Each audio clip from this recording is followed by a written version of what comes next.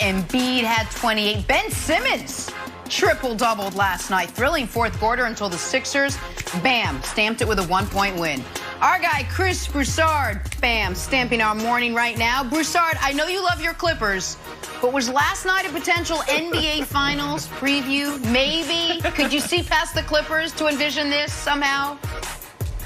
Well, Jenna, look, the key word you said was potential. Sure, it's a potential finals matchup. There's no doubt about it. I have the Lakers. I know you guys always hit me over on the Clippers. I've got the Lakers winning it in the West, winning it all, but definitely in the West. They're playing great defensively. I'll say this about the Clippers.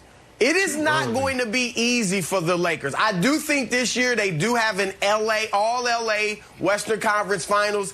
Clippers are playing excellent basketball under Ty Lue. He's helped them improve. They're the best three-point shooting team in the league, but I still have the Lakers over them. They play great team basketball. My one question about the Lakers is this. Anthony Davis. Defensively, he's playing great, but offensively, he has taken a step back. I expected him to leap forward and maybe be the MVP. He's scoring 22 points a game. That's the lowest since his second year. He's rebounding less than 9 a game. That's the lowest since his rookie year. And he's only getting to the free throw line 5 times a game. Again, the lowest since his rookie year. I want to see him step up and play better over the second half of the season. Now, the big question, obviously, is Philly in this scenario. I don't think they're the favorites in the East. I got Brooklyn. All right, but let's talk about Philly. They do look good. Doc Rivers has them playing very good basketball, top 5 defense. Tobias Harris is playing best in his career, as we figured he would under Doc Rivers. He did the same thing with the Clippers. They're shooting the 3 better. With them, my one concern is this. And I know Brandon, he's your MVP. He is playing at an MVP level. Joel Embiid, maybe he would be the MVP if the vote was today. But can he get closer to the basket? He's playing like he's 6'4". It's nice that he can shoot the mid-range jump shot. I like that. But he's trying to play like he's Kevin Durant. He's 25th in the league in points in the paint.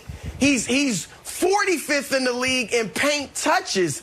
But he's got something that no other team has. No other team can plant a guy down there and have him go to work. And then you use the jump shot to keep him off balance. His bread and butter should be more on the block. At the end of the game last night, where was he? The elbow, the free throw line extended, the three-point line.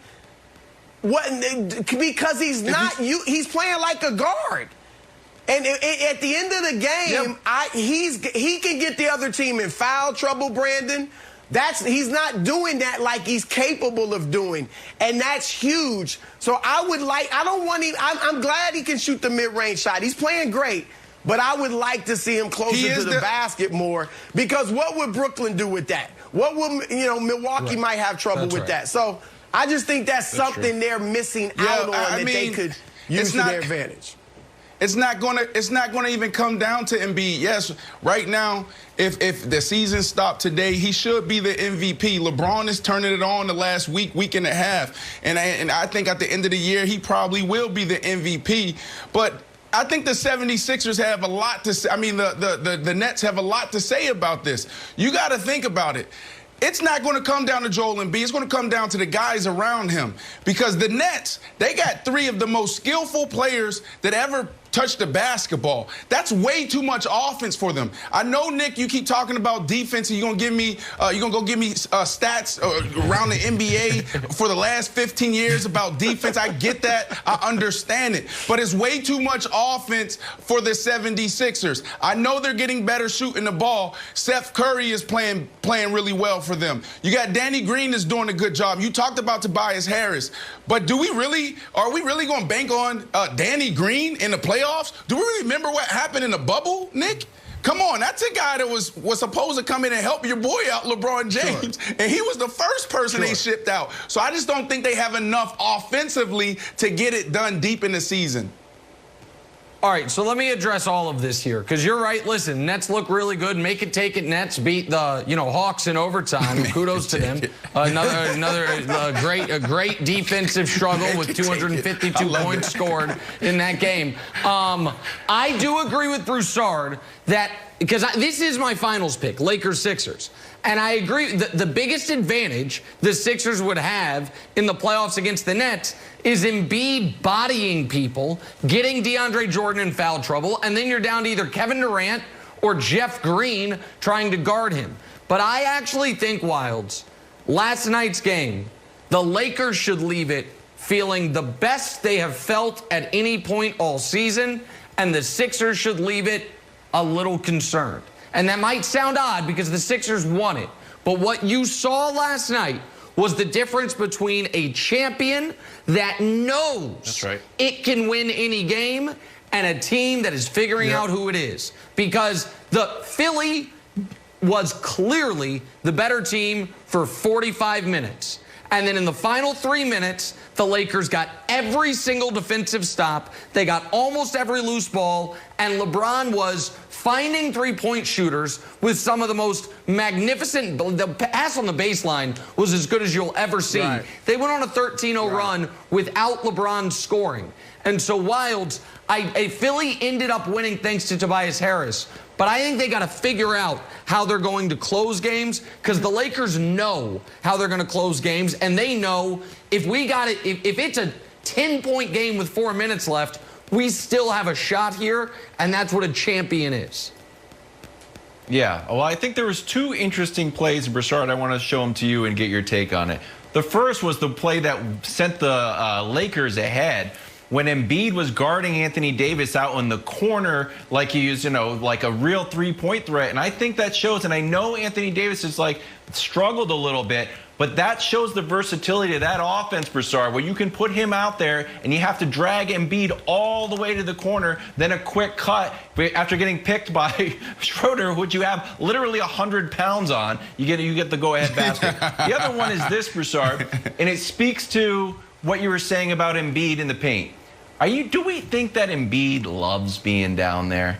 Do we think that he loves being down there in the mud like Shaq? When he goes up for this dunk on LeBron and he gets pushed down and lands, some would say theatrically, but he wanted LeBron. He was claiming if I did that, I'd get thrown out. I also think, as a little bonus take, Broussard, I think it's weird that no Sixers players at least said, hey, LeBron, don't do that. That just looked a little bit weird. There was none of it. It was just hey, are you okay? You're floundering around on the ground. Are you all right? Do we want to get the medic out here? It seems like our star franchise players floundering around. I would like to see one Sixers player just say something to LeBron. Just give Embiid a little bit of support, even if it wasn't that flagrant of a flagrant foul. All right, let me address these quickly. Anthony Davis, that was a great play. And that's what I meant. Remember I said they're playing team basketball. This isn't just all LeBron all the time now. He's obviously playing at an MVP level, but it's not him dominating the ball, over dribbling. They have action, and this was an example of it, and I loved it. So I'm with you on that. As far as the foul, first of all, Doc Rivers, I'm with Doc. That really wasn't even a flagrant foul. If you look at it, I'm not sure LeBron even pushed him. LeBron moved back. He did. LeBron had his hands on him. Did he push him? He moved back, and his arm was going forward after Embiid was off his arm. So I don't even know if he pushed him. And I think the reason they didn't step to LeBron, I think that's just respect for LeBron James. They know he's not a dirty player. Ben Simmons obviously loves him. They look, come on, Danny Ben Green Simmons loves is the closest guy, man. Out there, but Clutch family runs blood deep, man. I mean, Clutch family maybe before Sixers family, man. Ben Simmons, the one right there, he's like, nah, bro, this is my guy. What do you want me to do, bro? What do you want me to do? Jenna, I know they're NBA experts, but I'm here to tell you right now, Clippers are the better team, and then you got the Nets. That's what you're going to see in the finals. Clippers, Nets, too much offense. Brandon's Be a great going off bronze script. medal game. All right. Be a great bronze medal game. That's good for TV. All right, we got to get back to the NFL and the storyline that's going to carry us the entire offseason. The future of Aaron Rodgers as a Green Bay Packer. His former top target, Greg Jennings, will be back with us next to discuss. Chris Broussard, thank you, my friend.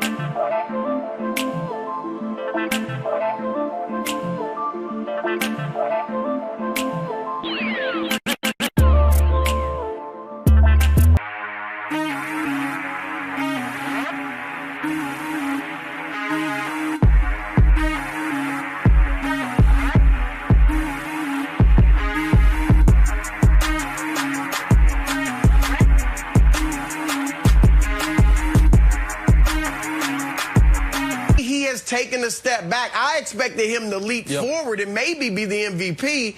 He's scoring 22 points a game. That's the lowest since his second year. He's rebounding less than 9 a game. That's the lowest since his rookie year. And he's only getting to the free throw line 5 times a game. Again, the lowest since his rookie year.